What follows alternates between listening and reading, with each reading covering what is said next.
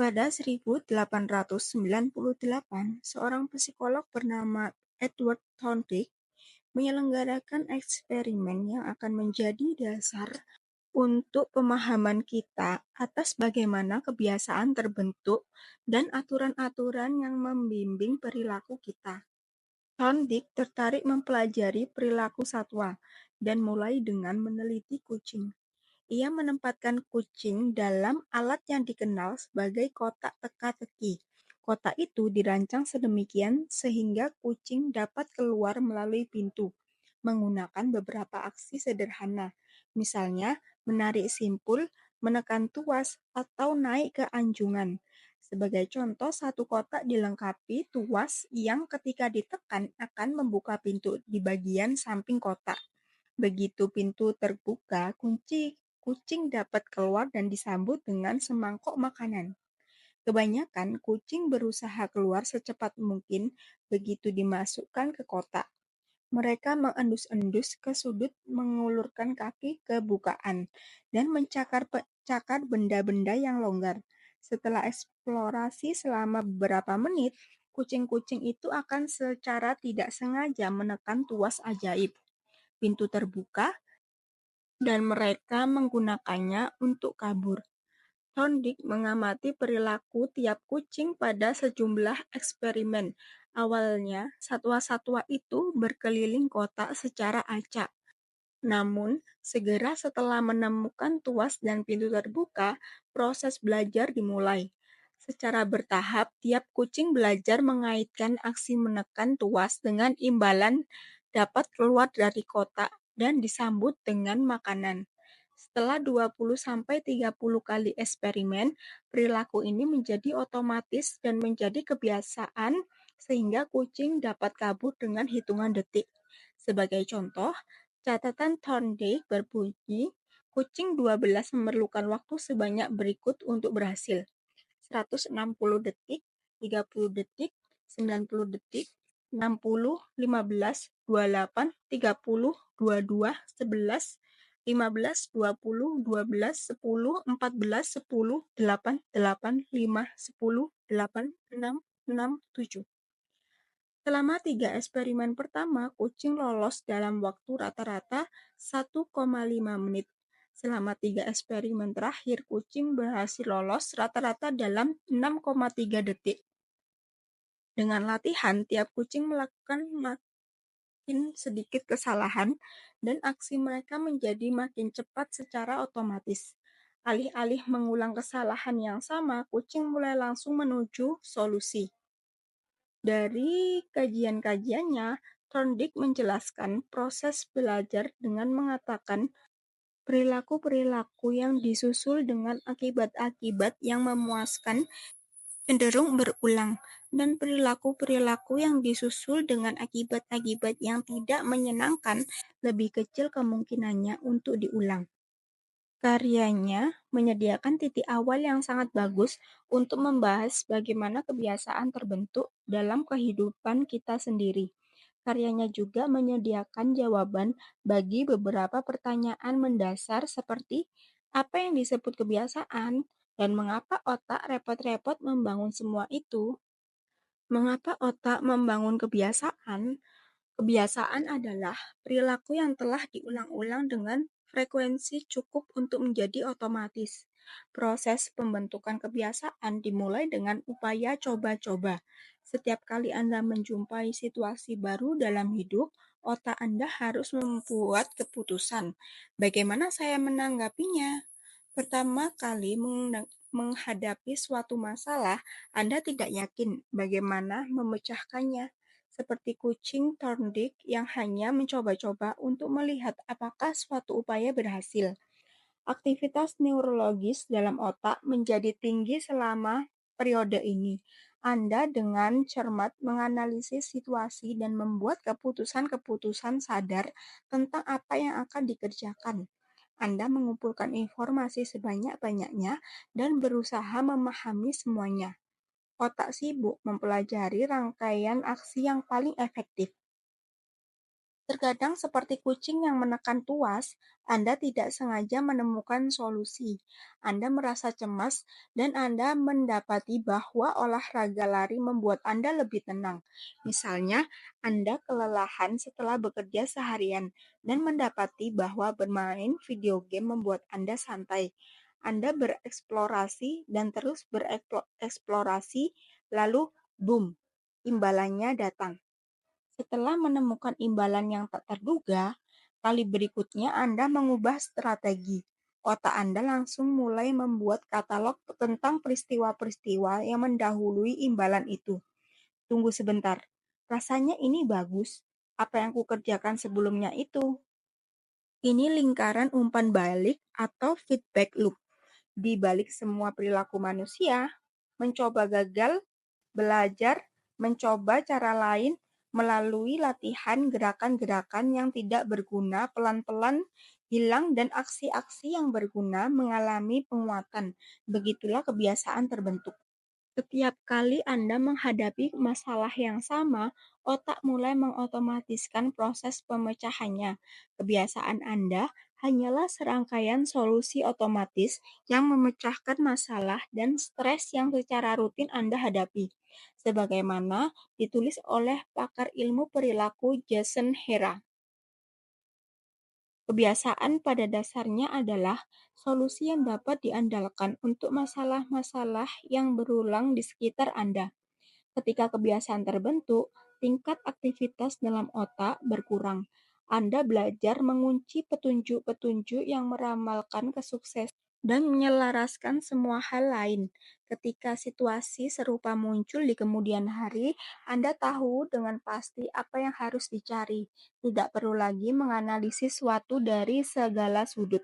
Otak Anda langsung melompat ke proses coba-coba dan menciptakan aturan mental. Kalau begini, solusinya begitu. Uraian-uraian kognitif ini dapat diikuti secara otomatis setiap kali ada situasi yang sesuai. Sekarang, setiap kali merasa stres, Anda langsung tahu apa yang harus diperbuat. Begitu pulang dari tempat kerja, Anda langsung mengambil alat kontrol video game. Pilihan yang awalnya memerlukan usaha sekarang menjadi otomatis. Kebiasaan telah terbentuk. Kebiasaan adalah jalan pintas mental yang dipelajari dari pengalaman. Boleh dibilang kebiasaan hanyalah memori tentang langkah-langkah yang pernah Anda ambil untuk memecahkan masalah pada masa sebelumnya.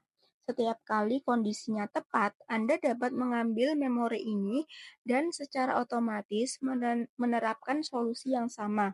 Alasan utama otak mengingat masa lalu adalah untuk membuat prediksi yang lebih baik tentang apa yang bisa berhasil di masa mendatang. Pembentukan kebiasaan sangat berguna karena pikiran sadar adalah sumber kemacetan dalam otak.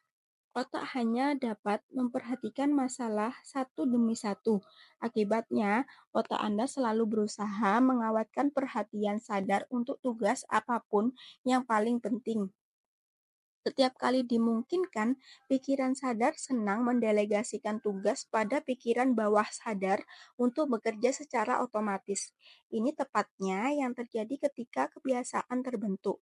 Kebiasaan mengurangi beban kognitif dan membebaskan kapasitas mental sehingga Anda dapat mengalokasikan perhatian pada tugas-tugas lain. Meskipun efisien, sebagian orang masih penasaran dengan manfaat kebiasaan.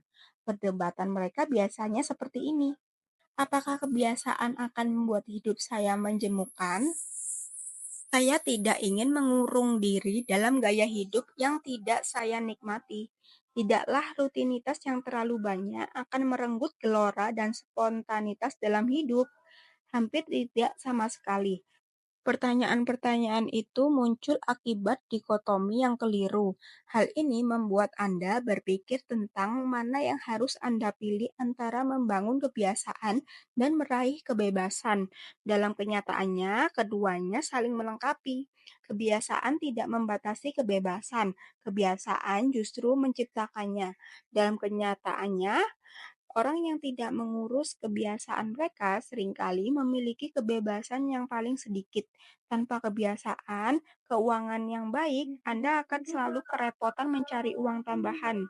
Tanpa kebiasaan kesehatan yang baik, Anda akan selalu kurang bergairah.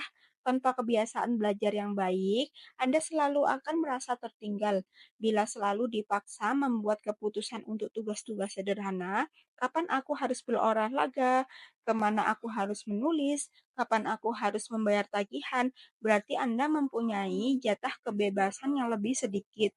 Hanya dengan membuat hal-hal mendasar dalam hidup lebih mudah, Anda dapat menciptakan ruang mental yang diperlukan untuk berpikir bebas dan kreatif. Sebaliknya, ketika kebiasaan-kebiasaan Anda sudah mapan dan hal-hal dasar dalam hidup sudah tertangani dengan baik, pikiran Anda bebas untuk berfokus pada tantangan-tantangan baru dan menguasai kumpulan masalah berikutnya. Membangun kebiasaan pada masa sekarang memungkinkan Anda melakukan lebih banyak hal yang Anda inginkan di masa mendatang. Pengetahuan tentang cara kerja kebiasaan. Proses membangun kebiasaan dapat dibagi menjadi 4 langkah sederhana: mendapat petunjuk, menumbuhkan gairah, dan menanggapi, lalu menikmati hasil. Menguraikan sesuatu ke dalam komponen-komponen mendasar ini dapat memudahkan kita memahami apa kebiasaan itu, bagaimana cara kerjanya, dan bagaimana meningkatkannya. Pola 4 langkah ini merupakan tulang punggung setiap kebiasaan, dan otak Anda melewati langkah-langkah ini dengan urutan yang sama setiap waktu. Pertama, ada petunjuk. Petunjuk ini memicu otak untuk memulai perilaku. Inilah informasi kecil yang meramalkan imbalan. Nenek moyang prasejarah kita memberi perhatian pada petunjuk-petunjuk yang mengisyaratkan lokasi imbalan pokok seperti makanan, air, dan seks. Sekarang, kita menghabiskan sebagian besar waktu untuk mencari petunjuk-petunjuk yang meramalkan ganjaran sekunder, seperti uang dan kemasyhuran, kekuasaan dan status, pujian dan persetujuan, cinta dan persahabatan, atau perasaan tentang kepuasan pribadi. Tentu saja pencarian-pencarian ini secara tidak langsung juga meningkatkan peluang kita untuk bertahan hidup dan bereproduksi, yang menjadi motif lebih dalam di balik segala sesuatu yang kita lakukan. Pikiran Anda terus menganalisis situasi Anda, baik internal maupun eksternal, untuk mendapatkan petunjuk tentang letak suatu ganjaran. Karena petunjuk itu merupakan indikator pertama yang dekat dengan ganjaran. Wajar kalau hal itu membangkitkan gairah. Gairah adalah tahap kedua, dan gairah atau nafsu menjadi kekuatan penggerak di balik setiap kebiasaan. Tanpa motivasi atau nafsu di tingkat tertentu, tanpa gairah untuk berubah, kita tidak memiliki alasan untuk beraksi. Yang Anda gairahkan bukan kebiasaan itu sendiri, melainkan perubahan situasi yang diberikannya. Anda tidak ingin merokok karena rokok itu, Anda ingin sekali mendapatkan rasa lega yang diberikannya. Anda bukan termotivasi oleh aksi menggosok gigi, melainkan oleh rasa nyaman ketika mulut Anda bersih. Anda bukan bergairah untuk menyalakan televisi, Anda mendambakan hiburan. Setiap gairah terkait dengan hasrat untuk mengubah situasi internal Anda. Ini poin penting yang akan kita bahas lebih lanjut. Gairah pada orang yang satu berbeda dari gairah pada orang lainnya. Menurut teori, suatu informasi dapat memicu gairah, tetapi dalam praktiknya orang tidak termotivasi oleh petunjuk yang sama. Bagi seorang penjudi, bunyi mesin togel dapat menjadi pemicu kuat untuk menyulut gelombang nafsu luar biasa. Bagi orang yang jarang berjudi, lagu dan bunyi khas kasino hanya semacam bunyi bising di latar belakang. Petunjuk tidak bermakna sampai orang berhasil menafsirkannya. Pikiran, perasaan, dan emosi yang pengamatlah yang mengubah petunjuk menjadi gairah. Langkah ketiga adalah menanggapi. Tanggapan adalah kebiasaan sesungguhnya yang Anda lakukan, yang dapat berwujud pikiran atau aksi. Suatu tanggapan terjadi atau tak terjadi itu bergantung pada seberapa besar motivasi Anda dan seberapa besar kaitannya dengan perilaku. Jika suatu aksi memerlukan upaya fisik atau mental yang lebih besar daripada yang dapat Anda kerahkan, Anda tidak akan melakukannya. Tanggapan Anda juga bergantung pada kemampuan Anda. Kedengarannya sederhana, padahal kebiasaan dapat terjadi hanya jika Anda mampu melakukannya.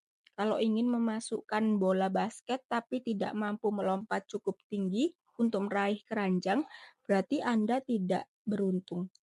Akhirnya, tanggapan menghasilkan imbalan. Ganjaran adalah sasaran akhir setiap kebiasaan. Petunjuk terkait dapat melihat imbalan. Gairah berkaitan dengan hasrat terhadap ganjaran. Tanggapan terkait dengan mendapatkan ganjaran. Kita mencari ganjaran karena ada dua hal yang dapat dipenuhi. Satu, ganjaran membuat kita puas. Dan dua, ganjaran mengajarkan sesuatu kepada kita. Tujuan pertama ganjaran adalah memuaskan gairah Anda.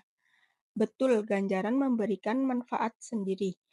Makanan dan air mengantarkan energi yang Anda perlukan untuk bertahan hidup. Kenaikan jabatan menjadikan uang Anda lebih banyak dan Anda lebih dihormati. Tubuh lebih tegap meningkatkan kesehatan Anda dan membuat lawan jenis lebih tertarik. Namun, makin langsung manfaat yang didapatkan dari suatu ganjaran, makin bergairahlah Anda dalam mencari makan, meraih status, atau membujuk seseorang. Setidaknya untuk sesaat, ganjaran mendatangkan kepuasan dan kelegaan dari gairah. Kedua, ganjaran mengajarkan kepada kita aksi-aksi mana yang patut diingat untuk masa mendatang. Otak Anda bertindak sebagai detektor ganjaran. Ketika Anda menjalani hidup, sistem saraf sensori Anda terus memantau aksi-aksi mana yang memuaskan hasrat Anda dan memberikan kenikmatan. Perasaan nikmat dan kecewa adalah bagian dalam mekanisme umpan balik yang membantu otak membedakan aksi-aksi berguna dari aksi-aksi tak berguna. Ganjaran menutup lingkaran umpan balik dan menuntaskan lingkaran kebiasaan. Bila suatu perilaku tidak memadai dalam bagian manapun dari empat baba ini, perilaku itu tidak akan menjadi kebiasaan. Hilangkan petunjuk, maka kebiasaan Anda tidak akan pernah dimulai. Hilangkanlah gairah, maka Anda tidak akan mengalami motivasi yang cukup untuk bertindak.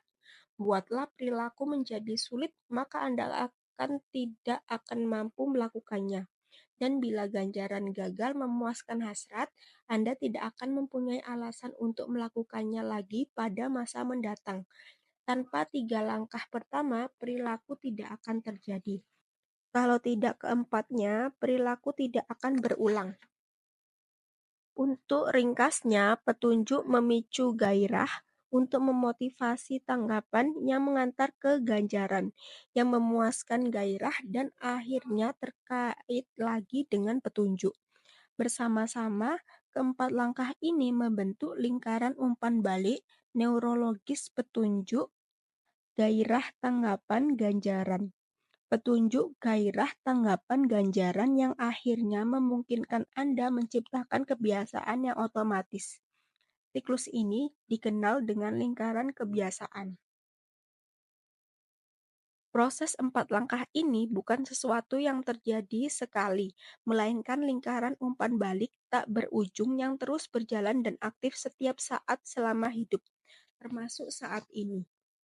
Otak terus memantau lingkungan sekitar, meramalkan apa yang akan terjadi kemudian, mencoba membuat tanggapan-tanggapan berbeda, dan belajar dari hasil. Seluruh proses selesai dalam sepersekian detik dan kita menggunakannya berulang-ulang tanpa menyadari semua yang telah dikemas dalam kegiatan terdahulu. Kita bisa membagi 4 tahap ini menjadi 2 fase. Fase masalah dan fase solusi. Fase masalah terdiri atas petunjuk dan gairah, dan ini terjadi ketika Anda sadar ada sesuatu yang perlu berubah. Fase solusi terdiri atas tanggapan dan ganjaran, yaitu ketika Anda beraksi dan meraih perubahan yang Anda dambakan. Fase masalah, yang pertama ada petunjuk, dan yang kedua ada gairah. Dan fase solusi yaitu ketiga tanggapan dan empat adalah ganjaran. Semua perilaku digerakkan oleh gairah untuk memecahkan masalah. Terkadang masalah yang Anda lihat adalah sesuatu yang baik dan Anda ingin mendapatkannya. Terkadang masalah itu adalah rasa nyeri yang Anda alami dan Anda ingin membebaskan diri darinya. Manapun yang Anda alami, tujuan setiap kebiasaan adalah memecahkan masalah yang Anda hadapi. Dalam tabel di halaman mendatang, Anda dapat melihat beberapa contoh seperti apa kelihatannya dalam dunia nyata. Bayangkan Anda sedang berjalan memasuki ruangan yang gelap dan langsung menuju saklar. Anda telah begitu sering menjalankan kebiasaan sederhana ini sehingga hal ini terjadi tanpa dipikir. Anda menjalankan 4 tahap ini dalam sepersekian detik. Dorongan untuk beraksi terjadi tanpa Anda pikirkan. Ketika menjadi dewasa, kita jarang memperhatikan kebiasaan-kebiasaan yang berjalan dalam hidup kita. Kebanyakan kita tidak pernah berpikir 2 kali tentang kenyataan bahwa kita menyimpul tali sepatu dulu setiap pagi, atau melepas kabel pemanggang roti setelah menggunakannya, atau selalu berganti baju yang lebih nyaman segera setelah tiba di rumah dari tempat kerja. Setelah puluhan tahun mental kita terprogram, kita secara otomatis masuk ke pola pikir dan bertindak ini. Fase masalah yang pertama, petunjuk. Ponsel Anda berbunyi pertanda ada pesan singkat baru. Lalu gairahnya, Anda ingin tahu isi pesan itu. Tanggapan, Anda mengambil ponsel dan membaca pesan. Ganjaran, Anda puas karena telah membaca pesan, meraih ponsel menjadi terhubung dengan bunyi ponsel. Yang kedua, petunjuk. Anda sedang menjawab email. Gairah, Anda mulai merasa stres dan kewalahan dengan tugas Anda. Anda ingin merasa memegang kendali. Tanggapan, Anda menggigit-gigit kuku. Ganjaran, Anda memuaskan hasrat untuk mengurangi stres. Menggigit kuku menjadi terhubung dengan menjawab email. Yang ketiga, petunjuk, Anda bangun tidur. Gairah, Anda ingin merasa segar. Tanggapan, Anda minum secangkir kopi. Ganjaran, Anda memuaskan hasrat untuk merasa segar. Minum kopi menjadi terhubung dengan bangun tidur. Yang keempat, petunjuk. Anda mencium wangi donat ketika berjalan di dekat kantor. Gairah, Anda mulai menginginkan makan donat. Tanggapan, Anda membeli donat dan memakannya. Ganjaran, Anda memuaskan hasrat Anda untuk makan donat. Membeli donat menjadi terhubung dengan berjalan di dekat kantor. Kelima, Anda menemui hambatan ketika sedang mengerjakan proyek. Gairah, Anda merasa kesal dan ingin melepaskan rasa frustasi. Tanggapan, Anda mengambil ponsel dan melihat-lihat media sosial. Ganjaran, Anda memuaskan hasrat untuk terbebas dari rasa kesal. Melihat-lihat media sosial menjadi terhubung dengan pekerjaan yang macet. Keenam, petunjuk, Anda berjalan memasuki ruangan yang gelap. Gairah, Anda ingin dapat melihat. Tanggapan, Anda menekan saklar. Ganjaran, Anda memuaskan hasrat untuk melihat. Menyalakan lampu menjadi terhubung dengan ruangan yang gelap. 4 kaidah perubahan perilaku. Dalam bab-bab mendatang, kita akan melihat sekali lagi bagaimana 4 tahap petunjuk, gairah, tanggapan, dan ganjaran berpengaruh pada hampir segala sesuatu yang kita kerjakan setiap hari.